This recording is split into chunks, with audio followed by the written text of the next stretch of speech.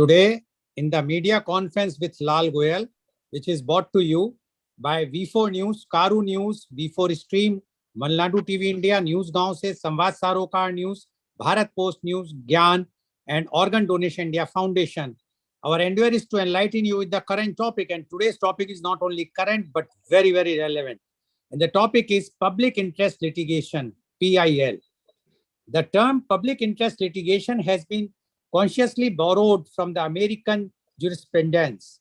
As per the original plan, the purpose of introducing PILs in the USA was to provide a substantial amount of legal representation to the unrepresented poor minorities, citizens who were truly passionate about issues pertaining to the public interest, such as terrorism, road safety, environmental hazards, etc. No particular statute or act have been created to address the issue of public interest litigation by the judges who could interpret the intent of the public. The chief instrument through which judicial activism has flourished in India is public interest litigation, PIL, or social action litigation, SAL. Public interest litigation, PIL, refers to litigation undertaken to secure public interest and demonstrates the availability of justice to socially disadvantaged party and was introduced by Justice P.N. Bhagwati. It is a relaxation on the traditional rule of locus standi. Before 1980s, the judiciary and the Supreme Court of India entertained litigation only from parties affected directly or indirectly by the defendants. It heard and decided cases only under its original and appellate jurisdictions. However, the Supreme Court began permitting cases on the ground of public interest litigation, which means that even people who are not directly involved in the case may bring matters of public interest to the court. It is the court's privilege to entertain the application for the PIL.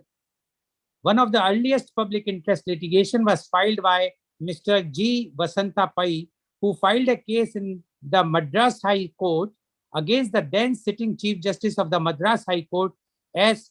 Ramchandran Iyer, after it was found the judge had forged his date of birth to avoid compulsory retirement at the age of 60, and his younger brother sent invitations to celebrate his 60th birthday. And Pai found evidence after photographing his original birth register, which showed his real age. Mr. Ramchand Iyer resigned on a request from the then Chief Justice of India, Justice P.B. Gajendra Gatkar, as the case would damage the judiciary and he had resigned before the case came up for hearing. This led the case to be dismissed as he had resigned.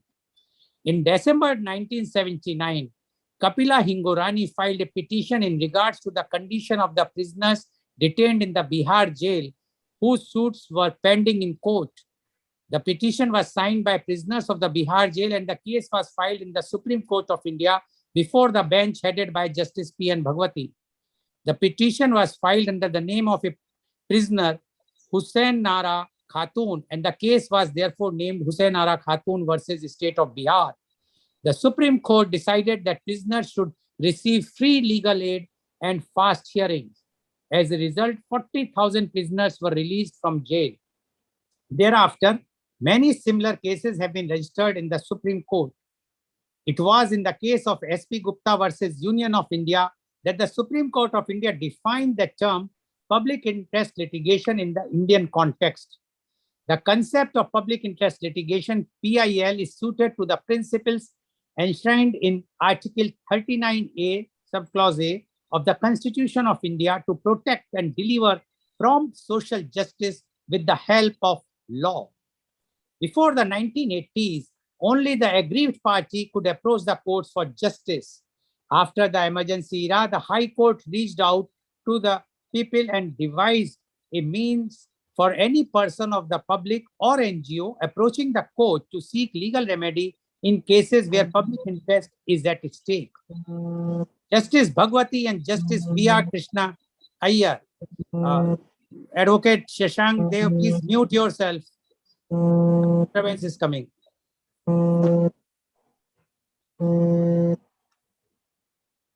Please mute. Yeah, thank you.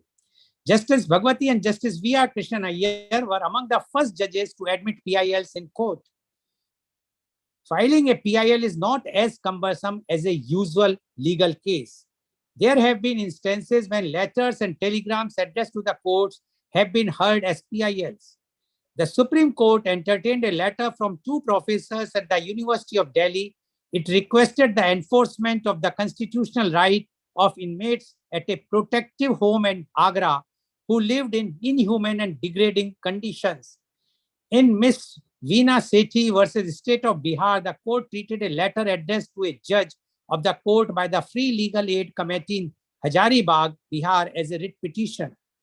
In Citizens for Democracy, through its president versus the State of Assam and others, the court entertained a letter from Sri Kuldeep Nair, a journalist, in his capacity as president of the Citizens for Democracy, to a judge of the court, alleging human rights violations of Terrorist and Disruptive Activities Prevention Act, TADA, detainees.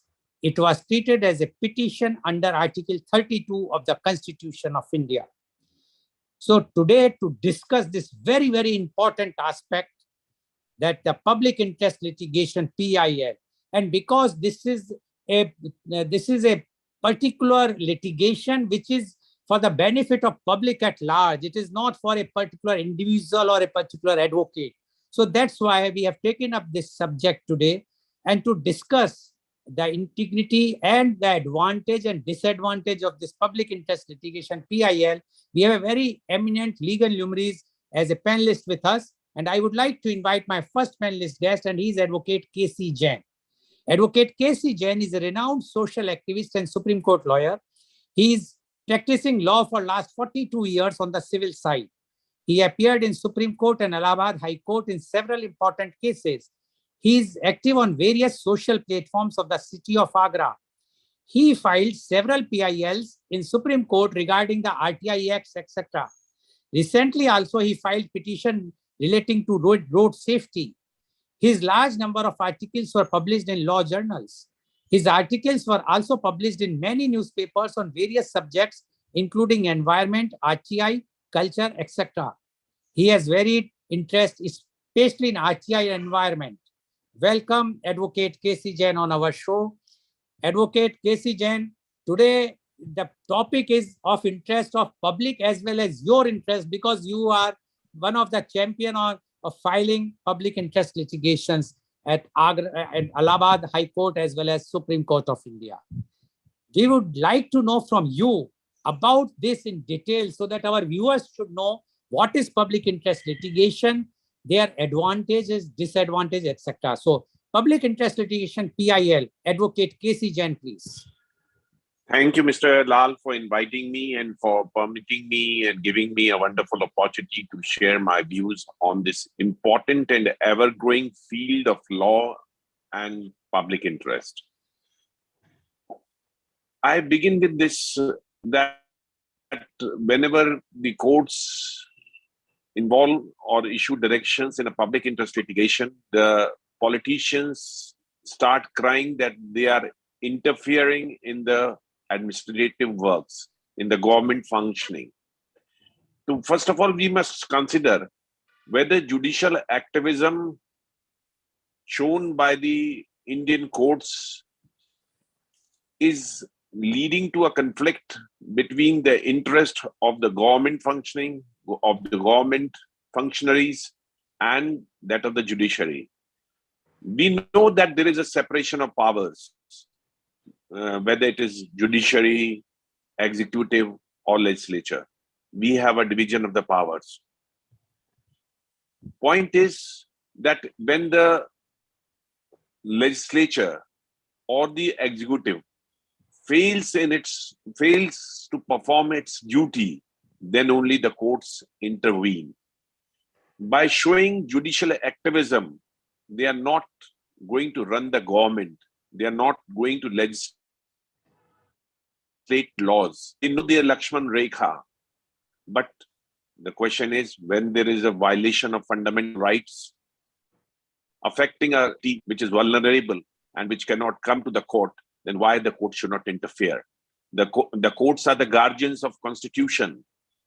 our constitutional and legal rights, and if there is a violation, then they must interfere. Therefore, I would say that judicial activism is good for the health of democracy, because democracy, people's rights should be protected, they should be respected, they should not be crushed by those who are powerful, and the underprivileged and weaker sections of the society should not suffer. Therefore, judicial activism, or the uh, or the activism shown by the judges to take up issues of public interest, is a very good sign for strengthening our democracy. Therefore, the outcry of the politicians that that the judges are interfering in their work is not a correct allegation. The politicians must consider that whether they are performing their duty, whether they are discharging their executive actions in the executive field, that whether they are performing their duties properly, they are not. Then only the courts come and interfere. Now, coming to the role of the courts in PIL, I was just looking at the answer given given the Raj Sabha about the number of pending PILs in the Supreme Court. As on 31st March 2022, 2,884 matters in the form of PILs are pending out of 70,476 cases, meaning thereby the 4% cases pending in the Supreme Court are PIL. It shows that a large number of cases are there that way, because ultimately the matters that are entertained by the Supreme Court are found to have the element of public interest therein. But I would at the same time like to comment and say that the Supreme Court has the power under Article 32 to see that the fundamental rights of a citizen are not infringed. But often it happens that when we approach the Supreme Court says that you go to the concerned High Court first. Question is, when there is a violation of a fundamental right and it comes within the ambit of Article 32, then the Supreme Court should not hesitate to entertain the matter. That is one aspect that the lordships of the Supreme Court must consider, that they, being the guardian of the fundamental rights, they need to see that it is protected, and wherever there is a complaint in the form of in the form of PIL that there is a violation of fundamental right, they should entertain such matter. Number two, the PILs filed in the Supreme Court remain pending for a longer period. Once the Supreme Court finds that yes, it is a matter which needs consideration, then they should endeavor to decide it at the earliest. The delay in disposal of PILs is also harming the cause of the PILs. Therefore, they should be taken out of turn. They should be decided on the basis of priority. Thirdly, it is not only the PILs that an individual, a public spirited person who should file and it should be entertained. The courts do so also, and should do more, that they can take the issue suo motu. Ultimately, many a times people because of various constraints, money, maybe time, maybe other reasons, and avoiding the confrontation with the people in power, do not approach the court, and the interest of the public suffers. Therefore, the suo motu writ petitions should be initiated and should begin when the courts, through the media, through the newspapers, print media, through the electronic media, find that there is a cause or concern, then they must initiate the suo motu proceedings, and they should register it, and they can have assistance amicus being appointed by them. Therefore, this aspect that suo motu proceedings must be initiated. For instance, yesterday 27 people have died in Delhi on account of a fire outbreak. Should we not initiate a proceeding saying that why the commercial buildings, why the residential buildings, why the institutional buildings do not have the proper firefighting arrangements?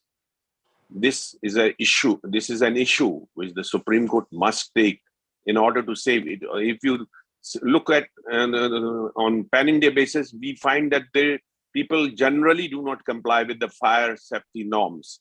Therefore, I mean to say that the Supreme Court must also initiate suo motu proceedings, which can be a good source of great relief to the people and the weaker sections. As far as your comment that it is the court's privilege, I would say that it is the court's duty. It is not the privilege of the courts and judges to entertain or not to entertain. Once a petitioner, a public spirited person, establishes before the court that yes, there is violation of the fundamental right, violation of a legal or constitutional right, then the courts are bound and duty bound to entertain. Of course, the principle of locus, as you have pointed out, one must approach the court to get relief, redressal of relief. But the point is, if the people are weak or belong to the weaker sections and the public spirited persons come forward, then he must, the cause pleaded by him must be entertained by the courts. Therefore, it is not, I would say that it is not the privilege of the court, but it is the duty of the court, once it is established that there is an infringement of fundamental right or a legal right affecting weaker sections or underprivileged people, and ultimately the decision is going to have the salutary effect on the public. Now, coming to the PIL petitioners, what kind of petitions are being filed? Recently, there was a petition relating to Taj Mahal, that the 20 rooms that are being closed, they should be open. It should be found out whether it was a Hindu temple or no temple, and that petition has been dismissed by the Lucknow bench of the Allahabad High Court. Point is, the petition, the public interest litigation should not be misused. Number one, there should be a legal or a constitutional enforceable right. We cannot enter in the domain of policy making. The judges are not the policy makers. The policy maker sits in parliament, in the legislative assembly or council. They make the policy. The judges are there to enforce the constitutional and legal right. Therefore, the petitioners of public interest, they must understand, and people must understand, that unless there is a legally enforceable right, their so-called cause may not be entertained by the courts. Therefore, there should be a legally and constitutionally enforceable right. It should not be a policy matter. It is also found that people file PIL without proper research work, without proper supporting evidence, documents, and they just swayed away by emotions. They file it, and ultimately, not only the matters are dismissed, but they are also penalties are also imposed. Therefore, those who want to take up the issues relating to public, they must also do the proper research work, properly obtain informations under the RTI Act. They should collect the documents, and with the support on the strength of such documents, they must lodge their PIL. Not that just writing, just thinking and approaching the court, unless it is supported by the documentary evidence and you are able to make out a case of infringement of fundamental right or a legal right, you may not succeed. There should not be a personal interest of a PIL petitioner. That is a disclosure. That is a declaration that a petitioner is to make. He should not have a hidden agenda. He should not have. He should not use that PIL as a ground to have his personal interests served. It should be a public purpose. It should be a real public purpose. Bona fide intentions must be there. Uh, and in the if a particular cause is already pending in the court in the form of PIL, then there is no occasion for another petitioner to file another PIL on the same subject. Of course, he can become an intervener. He can come before the court to assist the court in the pending matter. Therefore, those who file repeated petitions on while already a petition is pending, that may not be entertained, and it is not a good practice also. I would like to just mention a few petitions that I filed and what is my experience. I filed 5 writ petitions in the Supreme Court relating to enforcement of the rights of the under the RTI Act, which is a sunshine law and which empowers the citizens.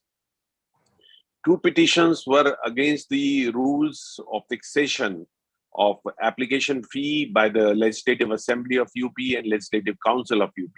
What they arbitrarily fixed the application fee as rupees 500, while the central government has fixed only 10 rupees as the application fee. Matter came up before the court. Court allowed the petitions, and they fixed 50 rupees at the application fee.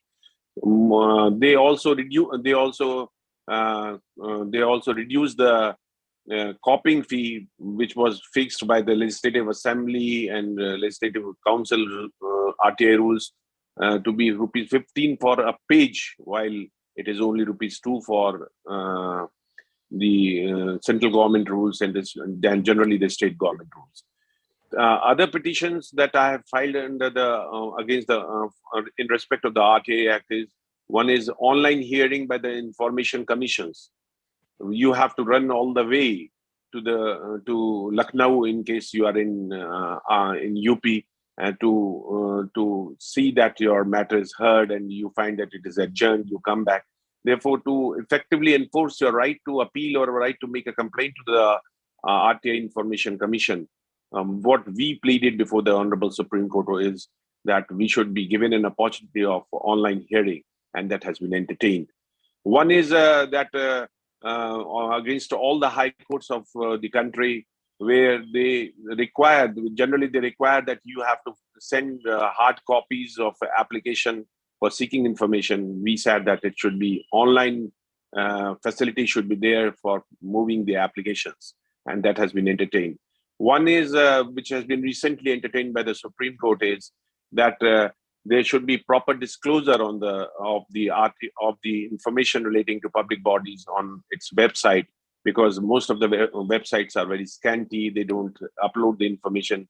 People have to run for getting information by moving RTA applications, spending money, and they are not.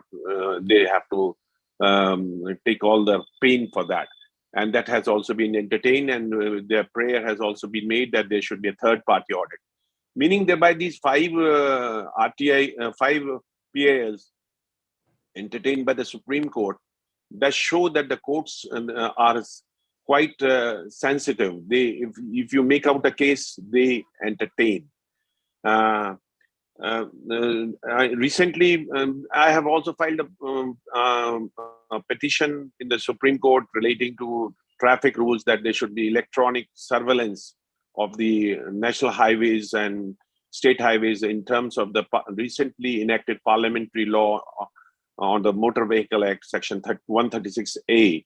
That application, because there was a matter pending already there, as Raja Sikaran of 2012 matter, the court directed that my petition be treated as IEA, and it be registered as IEA, and I was given liberty to raise all grounds. That IEA is yet to come up before the court for issue of notices.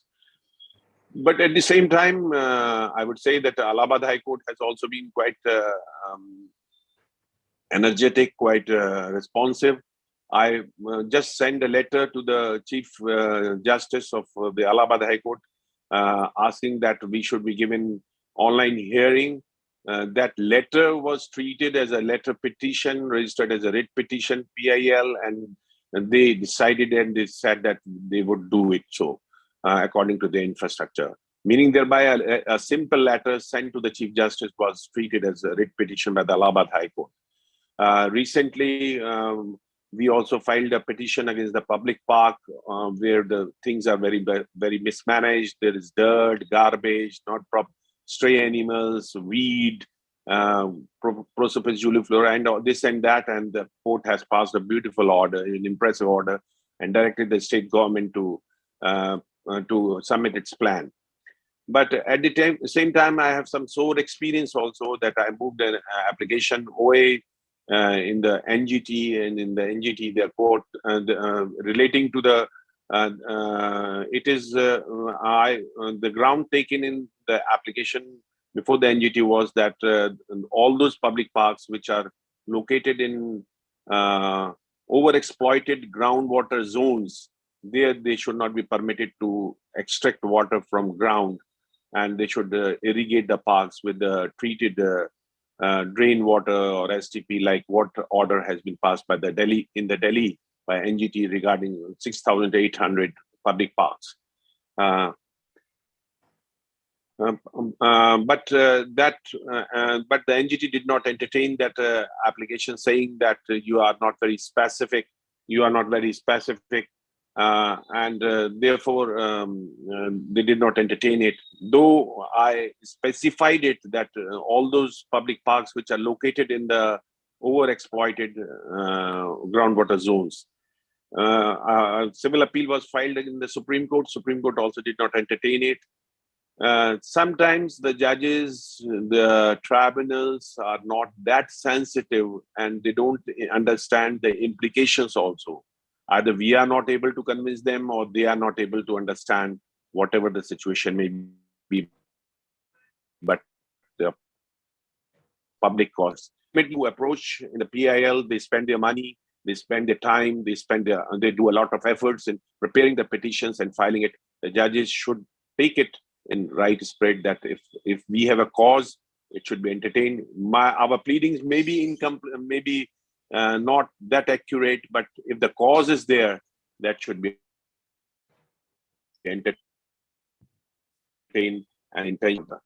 Judges, in all, public interest litigation is a good way to see that the underprivileged and weaker sections come for interest is protected and guarded. People who cannot approach the court, the public spirited persons can take their cause, just cause, reasonable cause to the courts, and it can be looked into by the courts. But the courts need to entertain such matters which are filed with bona fide intention, with good intentions, with the reasonable cause. Ultimately, approaching court is a very costly affair. There is a prohibitive cost, rather, I would say. Therefore, the judges must understand that poor people can't approach. And there is always a fear of the people in power that they can victimize the weaker people who approach the court. Therefore, the strong people who are public spirited, if they approach the court, matter should be approached. The matter should be entertained. The government must also not victimize the applicants who file the public interest litigation. The government must also take it as in the good spirit. But of course, the bureaucrats think that it is a petition against them, while it is a petition against the system. They should also introspect that they must change their functioning, which will ultimately improve the position in the society. People will get benefited, and they will get what is legally due. But of course, there is a conflict of interest. People who gain from such situations which are not good for the society, they have a conflicting interest, and that interest needs to be suppressed. No person should be allowed to gain from the weakness of any section of the society, and our endeavor must be through public interest litigation also, that the benefit reaches to the last person standing in the queue. With these words, I close my statement, and I hope that the courts entertain public interest litigation in the right spirit, and good cause are not denied, and bureaucrats and the politicians take PILs as a means and as a way to see things improved in the society. Thank you very much, Mr. Lal. Thank you very much, Advocate Jain, for giving details about the PIL, about your own experience. And what Advocate Jain said, first thing he said that once a PIL is filed under Article 32, it should be dealt by the Supreme Court. Supreme Court should not direct them to go to first to High Court, because it's a matter which is of great public importance. Secondly, he said that the Supreme Court should do the suo motu cases as far as the public interest is concerned. Like he has given the example of yesterday's unfortunate Delhi fire, where so many people lost their lives. And it is only after such type of fire that some inquiry comes up. But why these types of fire clearances not being given to all the buildings existing all over the India by the fire department? That Supreme Court should clear and give some direction on that. According to Advocate Jain, court, it's not an obligation of the court, but rather it's a duty of the court to hear PIL.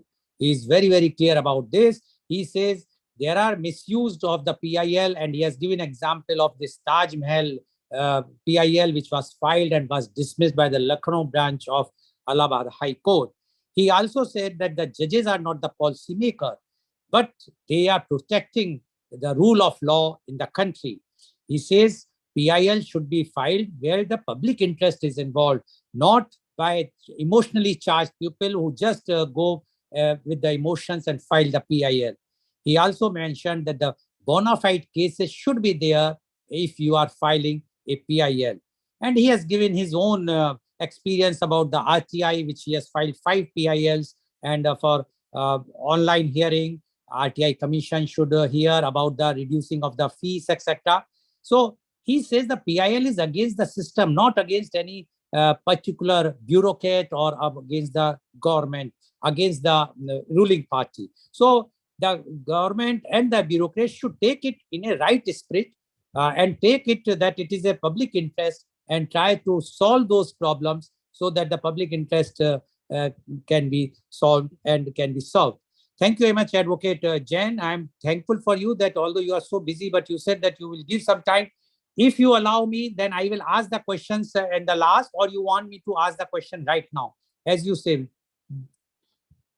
If you permit me to answer now, I will be thankful. Okay, because I know that you are quite busy preparing the case, and you have last moment you have allowed me to. No. It's always a delight for me to participate in your webinars. Yes. I also keep learning from what is interacted in the webinars. Yes. Okay, so my first question goes to you is, you says that a politician should take the judgments of the court in right spirit. Recently, rather the Minister of the Law mentioned something about Lakshman Rekha.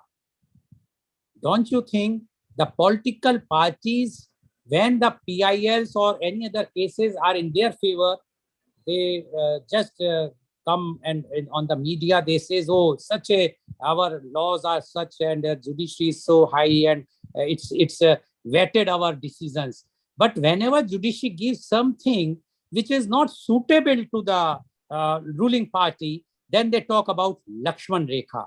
So PIL, when we are talking of PIL, and recently one PIL was dismissed on the ground that it was filed by a political party, while you are saying that even the court should take suo motu. So my question to you is whether we should frame some laws, rules regarding the PIL so that everyone should know who can file, who cannot file.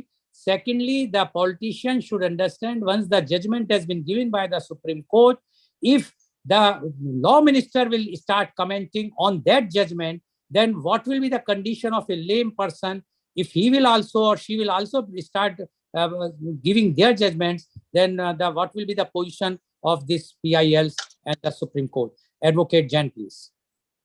Thank you, Mr. Lal. First of all, talking about the Lakshman Rekha. The judges also know their Lakshman Rekha. But when they are convinced that there is violation of a constitutional right, violation of the rule of law, they interfere. If you file a public interest litigation, you find it that it is so tough to persuade the judges to accept your PIL. They don't encourage people filing PIL. They don't accept PIL so easily. If you will find the record of the Supreme Court, you will find that 95% of the PILs are rejected. Therefore, the judges, I will say, know their Lakshman Rekha, but only when they are convinced that, yes, there is a violation of the rule of law, they interfere. The politicians must appreciate that ultimately the Supreme Court, as the custodian of Constitution, is working for the benefit of the masses. And merely because it doesn't suit to the ruling party, or the ruling party thinks that that their superiority is being in some way subdued, they should not allege that the courts are violating or courts are crossing the Lakshman Rekha. Secondly, coming to the question whether there should be law for defining the contours of a public interest litigation, I would say that the Supreme Court, through its judicial pronouncements, has defined the contours, defined the limit, and again it is laying down the laws, limits, and permanency of the application, that by limiting it, by making a codified law, probably we will stop the growth. I think Advocate Jain's network has given the problem, so no problem. So thank you, Advocate Jain. You have given the answers which we wanted, although one answer is incomplete, but it's what we can do. It's a technical hitch everywhere in India, so we have to face. So thank you very much. Now I would like to invite my next panelist guest, and he is Advocate Shashank Deo Sudhi. Advocate Sudhi is practicing in Supreme Court, New Delhi, and various high courts of the country for over 20 years. He has been appearing in the courts for public causes besides commercial litigations across country. He appeared in more than 50 public interest litigations, which includes health issues, education, environment, aviation issues, etc. He has also raised the issue of free testing of COVID-19 to all citizens in the private as well as government labs across the country as petitioner. He has also raised the issue of regulation of airfares by way of PIL in Delhi High Court. He has also raised the issue of Shaheen Bagh protest in Honorable Supreme Court on the ground the fundamental rights of common citizens should not be violated, and several other issues which are in the public domain. His life is dedicated to millions of masses who are in need of the justice. Welcome, Advocate Shashank Deo Sudhi. Advocate Shashank Deo Sudhi, first of all, I must say that you are the champion of champions of PIL, because you are always talking and for the cause of public masses, and that is why you have filed so many PILs and you got success of many, which you are going to tell your own thing. But as far as you have already heard what Advocate Jain has mentioned, he has given all the details. He has given the plus side. He has also given some some interested parties misusing the PIL like Taj Mahal, etc. But he says also mentioned about the government and that this is against the system, not against the particular ruling party or particular bureaucrats. Now we would like to know your views on public interest litigation PIL. Advocate Shashank Devsudhi, please. Good morning, Mr. Lal, and good morning, our co-panelist. First of all, Mr. Lal, you have taken a very appropriate subject, the public interest litigation.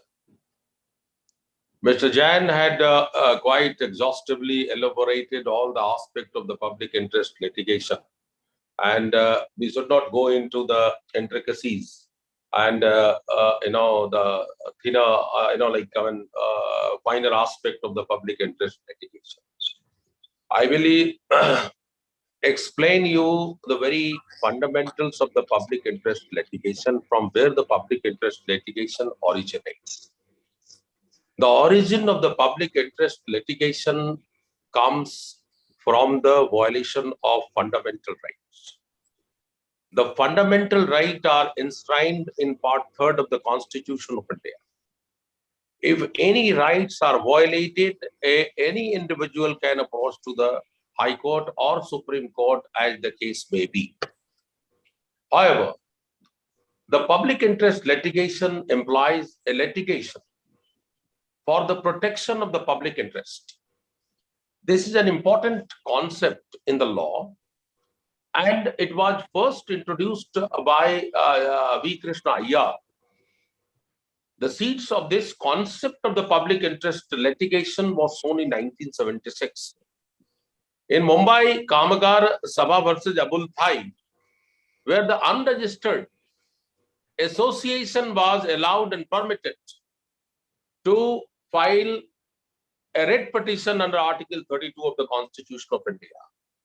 And thereafter, Husainara Khatun, P.N. Bhagwati also played a very important role in introduction of the public interest litigation. And subsequently, there is explosion of the public interest litigation. I must say to you that the public interest litigation is now working as an important instrument for a social change. It is working for the welfare of every section of society. It is a litigation which is non-adversarial in nature. It is a remedial litigation.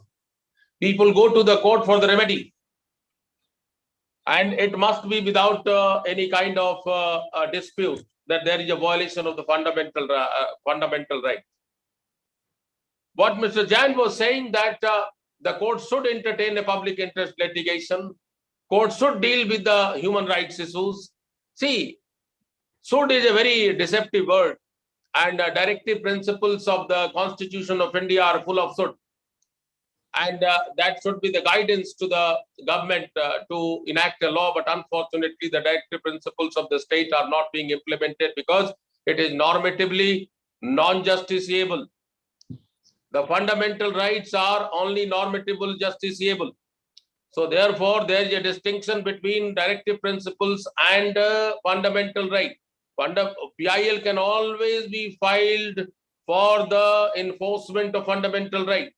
And the mechanism for approaching to the court for the violation of the fundamental rights are enshrined in the Constitution of India in Article 32 before Supreme Court and Article 226 before the respective High Court.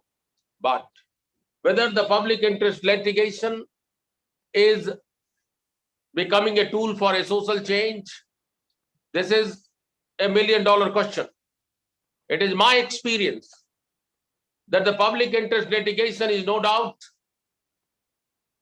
being entertained by the Honorable High Court and Supreme Court in appropriate cases, but the ultimate result and ultimate outcome of that public interest litigation, it takes years to come. And by that time, the entire purpose of the filing public interest litigation is defeated. No doubt, as you are also aware, and Mr. Jain had also stated that there are 3 types of public interest litigation. One is the letter petition. You can write simply a letter to the Supreme Court and it can be entertained, and the Supreme Court will pass a appropriate order. The second is a suo motu. Even the court can file a public interest litigation. And the third is the individual public spirited individual like Mr. Jain and myself and the other people go to the court for the enforcement of certain fundamental rights. So there are three types of public interest litigation. But what is the most important thing in the public interest litigation? Because the court normally has a perception that as public spirited individual is coming for some kind of publicity, personal publicity. This is the normal concept, the normal, thinking of the most of the court, and the public interest litigation, even though it is in the interest of public, it is dismissed. My question is, I pose a question. Even if some person, a public spirited person, go to the court for a personal publicity and raising a very good point, I think the court is fully justified to issue a notice and take a action. It should not be dismissed because it has come from the wrong person. I think the issue is more important than the person. So the court must understand the value of the issue which had been raised in a petition. So this is the one aspect of the matter. The second aspect, normally, if the public spirited person go to the court, there is a tendency to impose a cost from the court. I understand.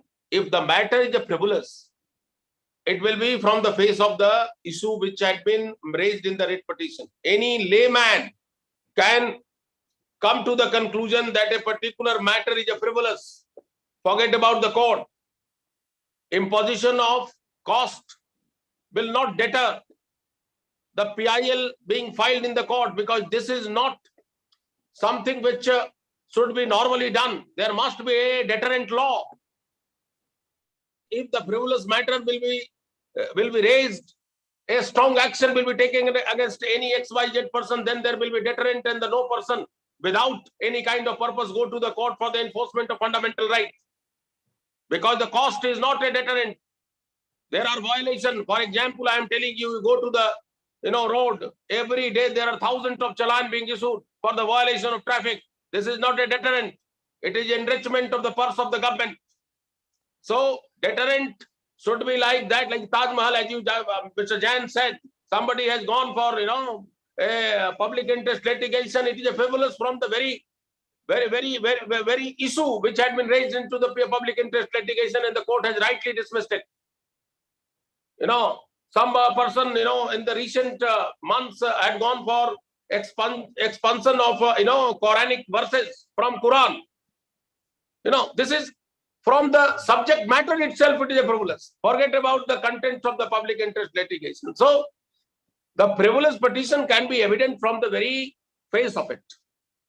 Because public interest litigation basically has been introduced for the downtrodden people.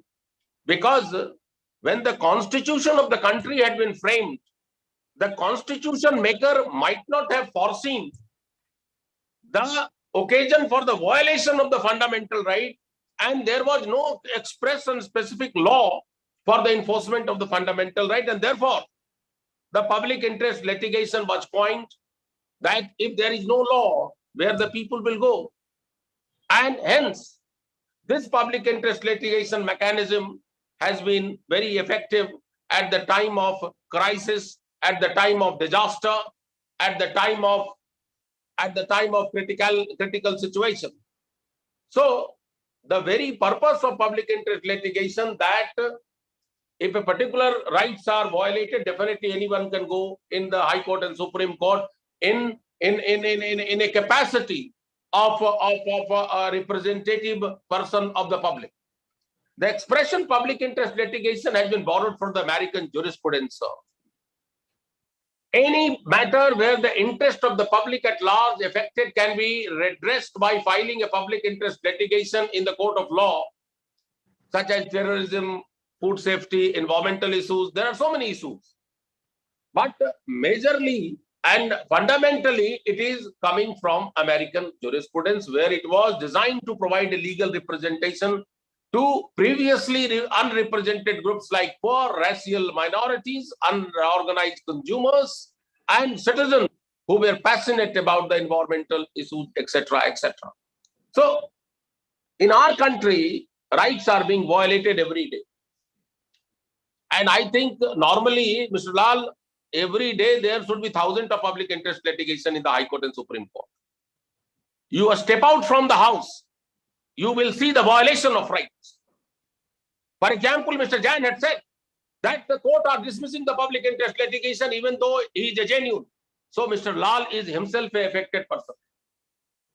And for that also public interest litigation should be filed in the court, that why you are dismissing the petition. I mean regularly. So I'm not casting any aspersion on the court. What I'm trying to say that like there are several landmark decisions which have been made by the petition filed in the public interest litigation, like Bangabandhu Mukti Morcha versus Union of India, Supreme Court order for the release of the bonded laborers. In Murli S. Dogra versus Union of India, Supreme Court banned smoking in public places. In the landmark judgment of Delhi domestic working women versus Union of India, the Supreme Court issued a guideline for rehabilitation and compensation for a rape, compensation for the rape on a working women. Vishaka, popularly known as Vishaka versus State of Rajasthan. Supreme Court has also let down the exhaustive guideline for preventing sexual harassment for a working women in the workplace of a workplace of a particular woman. So therefore, these are the public interest litigation which has been a benchmark petition, and benchmark decision had been given by the Honorable Supreme Court, and definitely it played an important and pioneering role in the evolution and the development of the public interest litigation. But definitely, if there is an advantage, there are disadvantages also, because the public interest litigation is being filed for rivalry, out of rivalry also. And it is quite common to see every day newspaper, television, that the public interest litigation is regularly and routinely filed for the purpose of harassing people also, because it is a motivated public interest litigation. And there must be some mechanism to understand whether it is a motivated and it is not motivated, because the court cannot foresee each and every circumstances in which the public interest litigation has been filed. So what I am trying to say, that public interest litigation is no doubt a very good tool for bringing a social change and bringing a parity between the poor and rich people. Secondly, the public interest litigation must be filed in a proper spirit, and if a particular individual is trying to misuse this platform of the public interest litigation, the mechanism should be let down, that a heavy, stringent fine must be imposed, so that the message should go loud and clear to the society that if anybody can misuse this forum, definitely a strict action should be taken. And the third thing which I am trying to say, there should be mechanism also, and there should be public interest litigation for that also. If whatever issues which had been raised into the public interest litigation, and finally the decision had been made by the court, that must be implemented without any kind of delay. It is not like one day news. It should be news for every day, that if a particular individual, a particular decision has been taken in the public interest litigation, it must be implemented, because right now we do not have any kind of mechanism in the court, either High Court and Supreme Court, that if any decision has been made, the court will supervise its implementation. You have to go in the contempt of court. And again, there is a litigation. So therefore, the public interest litigation, to be successful, there must be a proper mechanism, a proper rules and regulation. I think it will be a very dynamic, evolution of the legal jurisprudence in our society. And this Disaster Management Act, Mr. Lala, one thing I must add to you: the Disaster Management Act, the right of the civil court, the district court, have been prohibited, because they cannot, pass any kind of order, because district court are normally dealing with the adversarial nature of dispute. So the High Court and Supreme Court had been given the power to pass an order during the prevalence of Disaster Management Act. So there was explosion of the public interest litigation, and I'm telling to you, there are lots of good decisions which had been made during the COVID-19, but I have no hesitation in saying that those orders which had been passed during that period of time has not been implemented, and the court is absolutely, have a part to play in this. The court should come forward and tell the government why a particular order is not being implemented despite the direction had been given, why the contempt petition should be needed to be filed. So therefore, the public interest litigation can be effective when there should be a mechanism. Unfortunately, the public, even though there is a mechanism, but this mechanism is without, oil. This mechanism without petrol, because there is no life in this mechanism.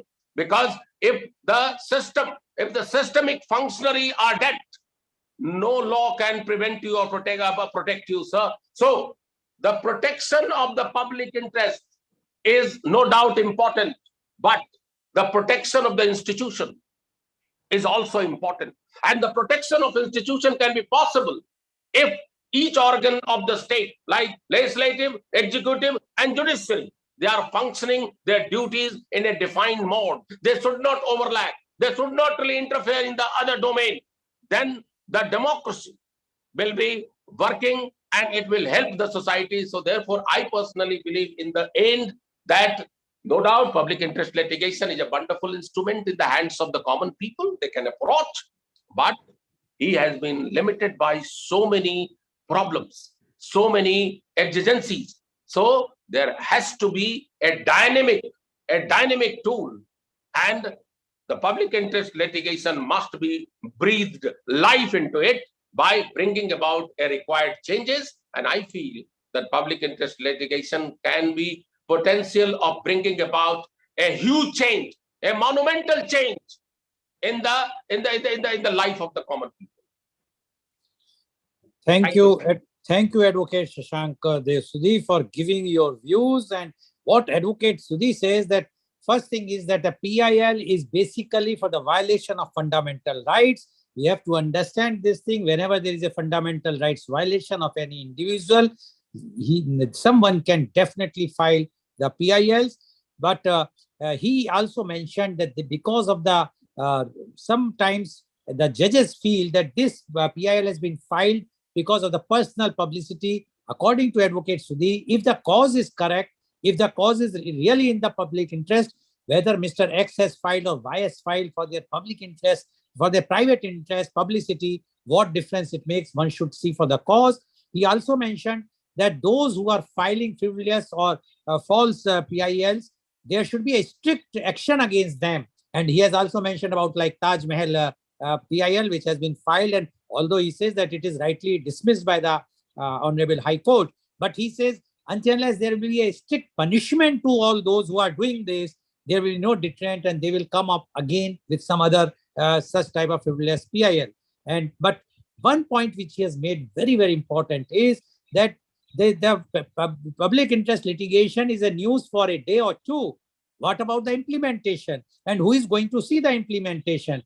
And that is where our judiciary is lacking. They must see that the implementation of the order of the PIL should be done, and why the petitioner should come for the contempt again. Why not the respected Honorable High Courts or the Supreme Court should come forward and take suo moto action against if there is no the orders were not be implemented. And he has given the examples of COVID, that during COVID time, the judiciary has done very nicely, gives very good orders, but are they being implemented? According to Advocate Sudhi, no. Many of the orders is still pending for the implementation, for which he says the High Court or the Supreme Court should take the actions directly. Thank you very much, Advocate Sudhi, for giving your very, very straightforward views. I am sure today our viewers are getting enriched by the legal luminary who are giving their views on PIL.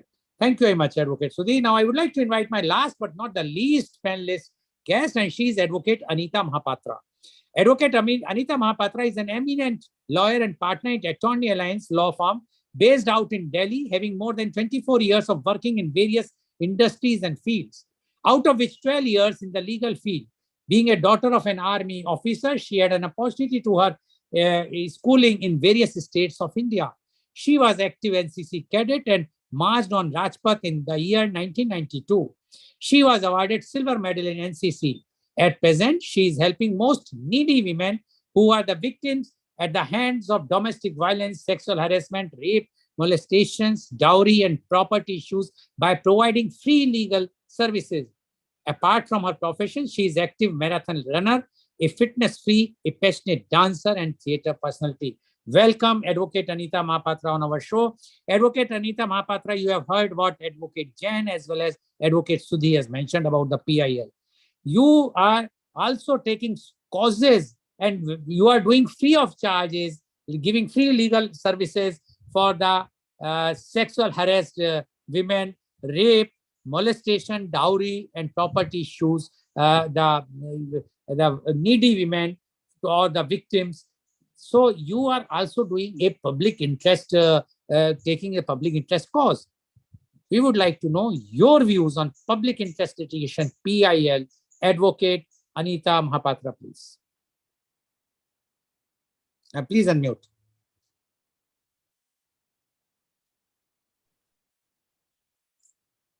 No, please unmute. Yeah.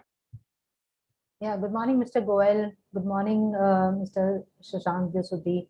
Good morning, all the viewers. Today, am I audible? Yeah, please. Yeah. Okay. Today, you have chosen a very good topic, which would interest public. So it's a public interest litigation. The topic is public interest litigation. However, as Mr. Jain and Mr.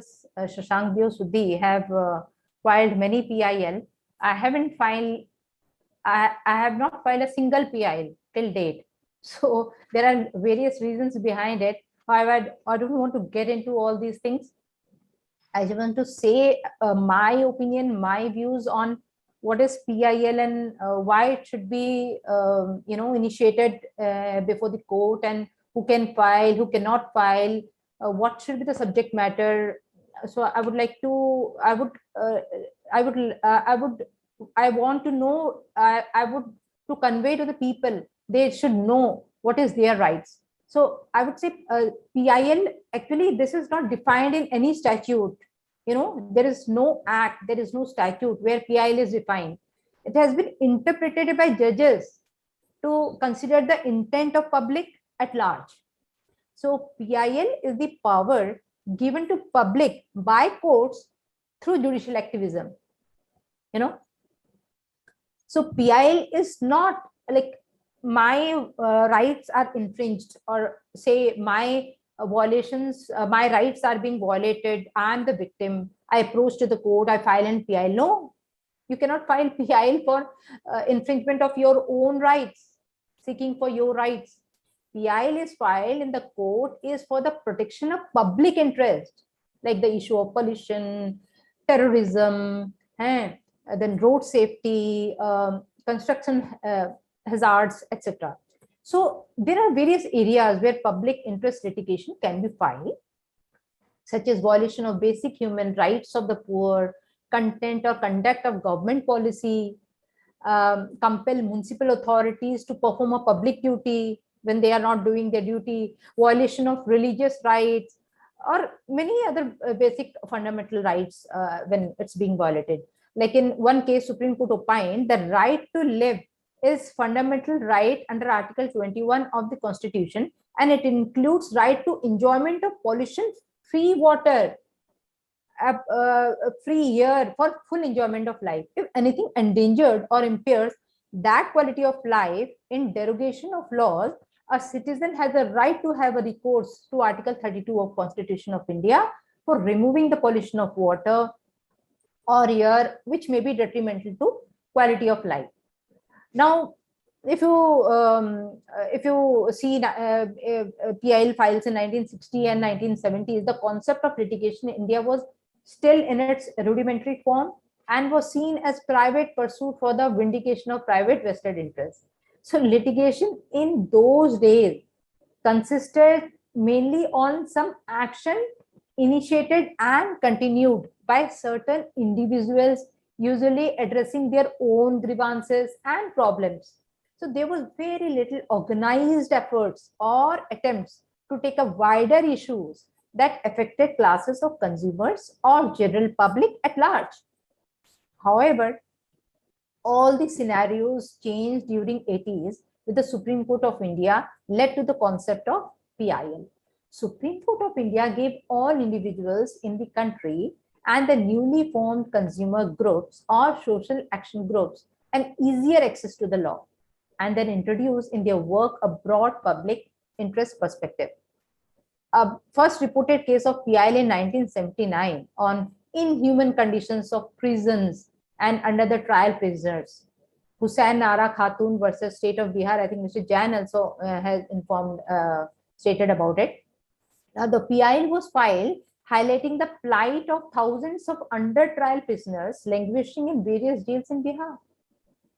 These proceedings led to release of more than 40,000 under trial prisoners. The right to speedy justice emerged as a basic fundamental right which had been denied to these prisoners. Now see, who can file PI? It's an individual, it's an organization, NGO to protect or enforce a right owned to him or them by the government or on behalf of a section of society who is disadvantaged, who is oppressed, and is not able to enforce their own rights. And against whom PIL can be filed? It can be filed against state, it can be filed against central, state government, central government, municipality authority, then local authorities within the territory of India, and which is under the control of government, but not against any private party. So mainly whosoever falls under the ambit of Article 12 of Constitution of India, that can be the party, such as the government and Parliament of India, the government and legislature of each of the states, or local authorities, other authorities within the territories of India. So private party, when it can be included in PIL as a respondent, after making concerned state authority a party, then a private party can also be included. Like if there is a private, for example, if there is a private factory in Delhi, which is causing pollution, then people living nearby or any other person can file a PIL against the government of Delhi, Pollution Control Board, and also against that private factory. Not PIL cannot be filed against only private party alone, right? So that is some criteria which has been mentioned by Supreme Court. Well, I would say PIL is boon as well as it's abuse of law. Boon because in PIL, vigilant citizens of the country can find an inexpensive legal remedy because there is only a nominal court fee fixed involved in this. On the other hand, of late, many of PIL activists in the country have found PIL as a handy tool of harassment, since frivolous cases could be filed without investment of heavy court fees as required in the private civil litigation. And deals could then be negotiated with the victims on stay orders obtained in so-called PILs. Well, abuse of PIL has become more rampant than its use in genuine causes. With the view to regulate the abuse of PIL, the Apex Court itself has framed certain guidelines. So court now ensures person who is approaching court is not coming for personal gain, not for private profit, not for political profit. So court should not allow its process to be abused by politicians and others to delay legitimate administrative action or to gain political objective. So public interest litigation is working as an important instrumental of social change. Like my both panelists agree to this statement. It is working for the welfare of every section of society. It's the sword of everyone used only for taking justice. PIL has been used as strategy to combat the atrocities prevailing in society. It's an institutional initiative towards welfare of the needy class of the society. In one of the PIL, bonded laborers were released. In other PIL, smoking was banned in public areas. In one PIL, guidelines for rehabilitation and compensation for rape on women was issued. So exhaustive guidelines for preventing sexual harassment of working women at workplace was issued. So, PIL plays a very, very important role in our society, due to which society gets guidelines on various aspects from time to time. Now, just like I mentioned in POSH Act, how POSH Act emerged. This act is the result of PIL in the matter of Vishaka versus State of Rajasthan. Judgment passed in this order recognized that sexual harassment is a clear violation of fundamental constitutional rights to equality, non-discrimination, life, liberty, as well as rights to carry out any occupation. And the guidelines passed in this judgment was mandatory to incorporate in every government and private organization. Similarly, in MC Mehta versus Union of India case, which was filed in 1988, civic authorities were lashed out for allowing untreated sewage from Kanpur's tanneries making its way into the Ganges. Also, at least 250 towns were also ordered to put sewage treatment plants. 600 trannies were asked to shift and relocate out of the city. Large number of industries were closed down by court. As a result, millions of people have been saved from the effects of air and water pollution of Ganga Basin, covering 8 states in India. This is called PIL.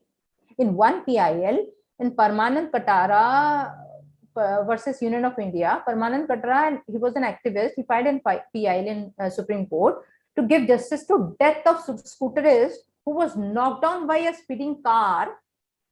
Doctors refused to attend to him and directed that he be taken to another hospital, which was around 20 kilometers away. Now, SC passed an order that preservation of human life is paramount importance.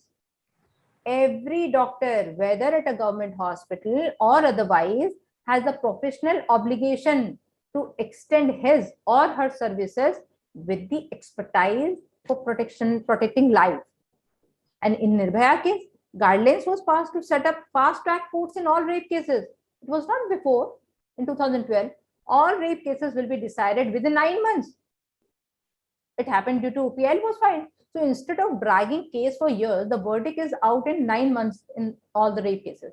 The fast-track court was set precedent in such cases. So I would say the list of PIL cases in India have brought a lot of changes and amendments. PIL cases laws in India are of great importance to the working of judiciary, and PIL cases are thus needed to be encouraged as it can bring huge change. But at the same time, I would it is also imperative to say that some guidelines, some policies, some laws are already set there, and which is not being complied by the authorities, by the public. And then when PIL is initiated and the judgment is passed, then it was complied by the public, by the authorities, by the government.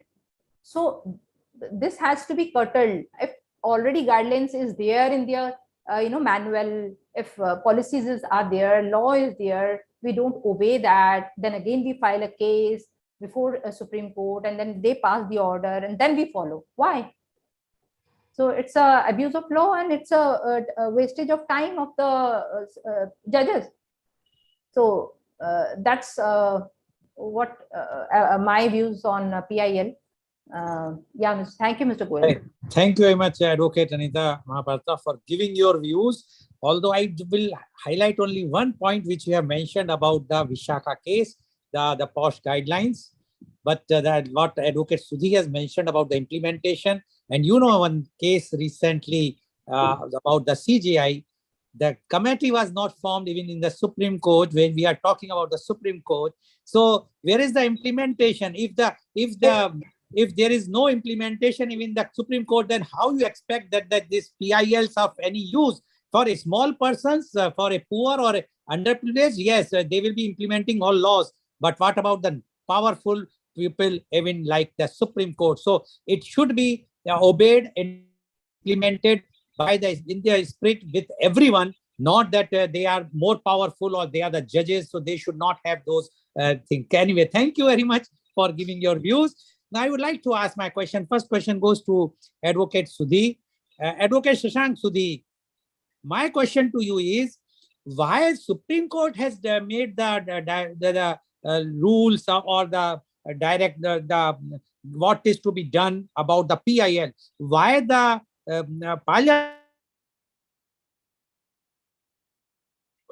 Parliament has erected a law, an act. Why not in PIL? All the things should be in the act, which will clarify each and everything, how the PIL has to be done, who can file PIL, what are the punishments if you are filing a false or frivolous PIL. What you say about this? Or you think that the whatsoever directions every time judges are giving, that is fine. But one side, the advocate Jain mentioned that they are not the courts are not the policy maker. But here, the court is acting as a policy maker. Why not the parliament or the legislature? They make the policy and give this enacted proper law. What do you say about this, Advocate Sudhi? Mr. Lal, who says that the court, are you hearing me? Yes, yes, please. Who says that the court is not making a law?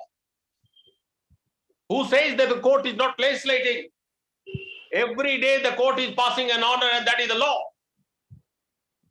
You know, the Supreme Court passes a decision that is the law, and it is a binding under Article 141 of the Constitution of India.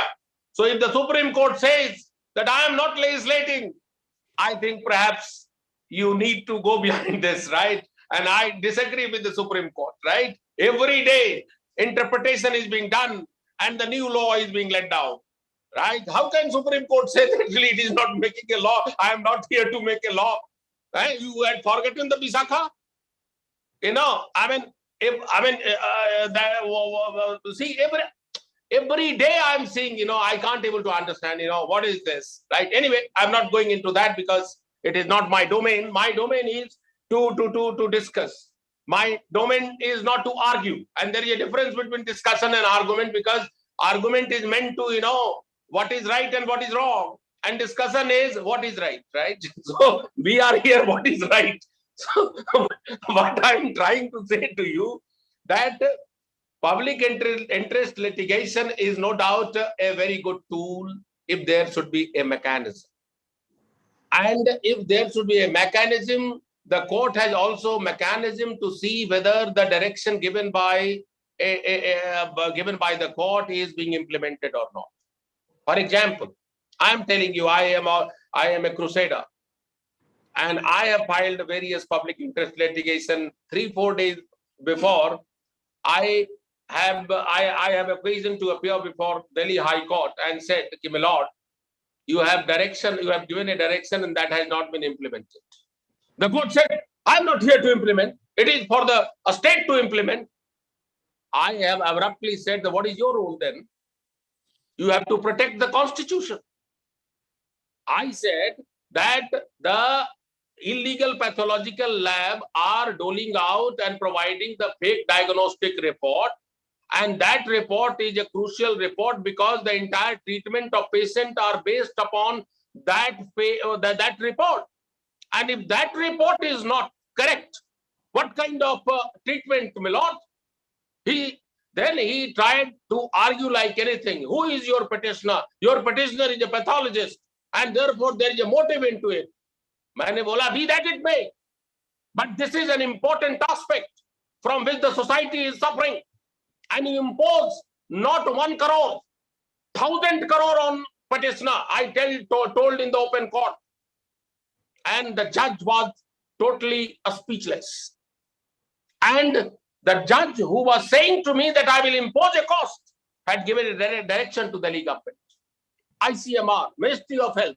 So what I'm trying to say, I am not really disrespectful to the judge, but I am disrespectful to the sentiment and, you know, kind of temperament from which, you know, an individual is suffering from, because we are the part of the, you know, society. The judge is also part of the society. And for example, I mean, if somebody is going to the court and some publicity is made, what is wrong with this? I mean, you are not giving fees.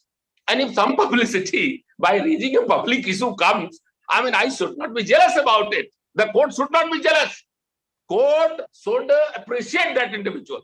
So my point, Mr. Lal, I'm just trying to say to you, public interest litigation is a phenomena which had brought a civilizational change in every aspect of human being, particularly the disadvantaged, downtrodden, and the person who is having no access to judicial forum. So, no doubt by that way, public interest litigation is undoubtedly, without any kind of doubt, pluses and minuses, brought about a change. Okay. So this is my thoughts on this. Okay. Thank you very much, Advocate Sudhi. Now, Advocate Anita Mahapatra, you mentioned that you have not filed any PIL, and you also mentioned that you are not filing their reasons, but you have not given any reason. But I will tell you, being the chairman of Organ Donation India Foundation, I wanted to file a PIL because more than 5 lakhs people, official figure, otherwise unofficially more than 10 lakhs people are dying every year, which works out to be every minute, even if we take the official figure, every day about 1,500 people, or every minute one person is dying for want of organ. And because the laws in India are different than the laws in other countries, and in other countries, the mortality rate is very, very low, and we are almost in the bottom of the table, if you say, the highest mortality as far as organ donation. But I could not file because when I discussed with the legal numeraire, they says that there are 28 plus 9, 37 states and UTs. You have to make everyone party. It means you have to serve the notice to everyone. You have to make so many copies. And they say that it will cost several lakhs of rupees. Now, filing a PIL with the several lakhs of rupees, if you will file and spending, and then they says, then they says there is no guarantee that you will get any relief in this. As Advocate Shashank mentioned, so many PILs have been filed and they've been thrown out. So I do not want to go for that. My point to you is, Advocate Anita, is there any reason why you have not filed? Because you are a crusader yourself. You are taking causes, you are giving free services to the needy and victim women. Why you have not filed any PIL? Can you give any reason for that, Advocate Anita?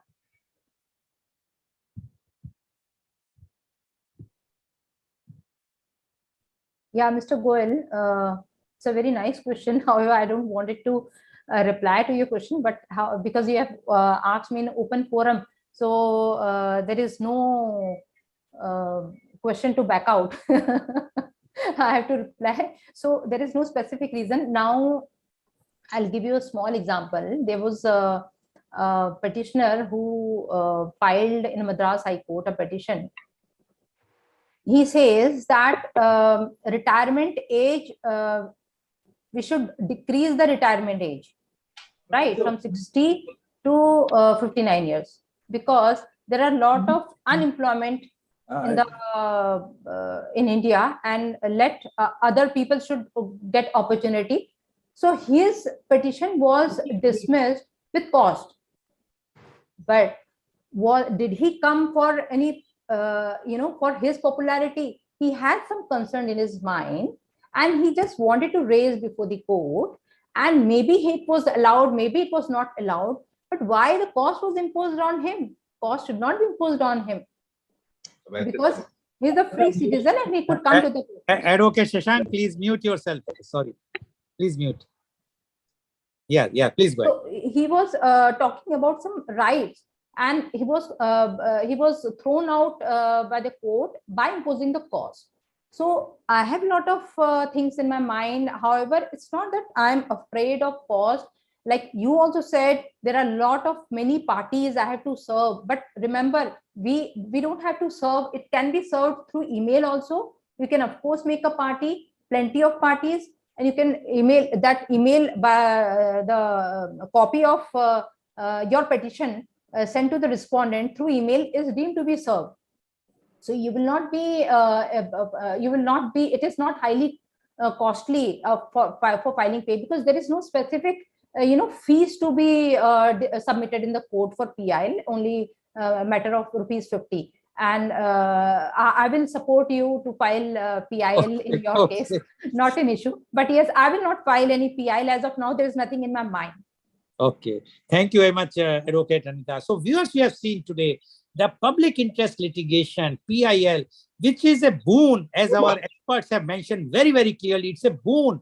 And it's for the so many decisions and orders have been passed by honorable high courts and Supreme Court for the advantage of underprivileged, advantage of the rape victims, pollution, environment, and still few people are misusing it just for their namesake, not for publicity, but there is a motivational PILs that should be barred. And as one of the our panel experts says, that they should be penalized heavily so that they will not try to come again to the court with some other such type of frivolous PIL. But otherwise, if we will say that, if we must say that the PIL is a boon, only thing is that the government, my personal view is that government should come out with a clear legislation themselves, let them the court will interpret. But here, what is happening, government, because whosoever is in ruling party,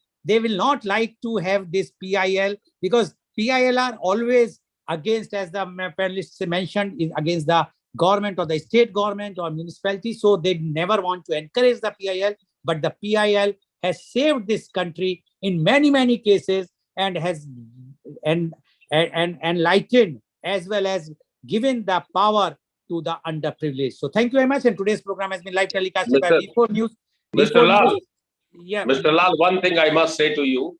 Yes, please. That you have said that the organ, the transplantation, you are doing a wonderful job. I am seeing it. But you have never discussed this issue with me. And I am telling you, you discuss with it. I will raise it before the proper forum, because Okay. I am doing a lot of matter relating to health, right? And I'm telling you, actually, I am guided and determined by one word of BG Justice B. Krishnaiah. Judicial activism gets its highest bonus when its order bites some tears from some eyes, right? So always discuss. I'm telling you. Okay, thank you very much, Advocate Sudhi and Advocate Anita, for attending our show as well as giving your views. And thank you very much, Advocate Jain. And thank you all the viewers for watching our show. And today's program has been live telecasted, as I told, that it's live telecasted by V4 News, Karu News, V4 Stream, Malnadu TV India, News Gaon se, Samvad Sarokar News, Bharat Post News, Gyan, as well as was shown live on Facebook and YouTube. And in our endeavor to bring to you every day new topic in media conference with Lal Goel at 10:30 am. Tomorrow our topic is siblings, love-hate relationships. Yes, you heard correctly. Siblings, love-hate relationship. And our panelists are Miss Karishma Chhatrapati, inner transformation coach, founder being spiritual with KUC, knowledge partner, Fitzja Private Limited, Mumbai, Rotarian Dev Priya Uksa, renowned social worker, Jhansi, Advocate Nidhi Banga, Central Government Council, Delhi High Court, New Delhi, and as well as the Supreme Court, Rotarian Ritika Gupta, CEO, Master Swati Hospital, Mathura, Miss Brinda Shine, research scholar, Periyar, Manimal, my university column. So please tune in tomorrow for media conference with Lal Goel at 10:30 am. Thank you very much, Advocate Jain. Thank you very much, Advocate Shashank Sudhi, as well as thank you very much, Advocate Anita Mahapatra, for giving your views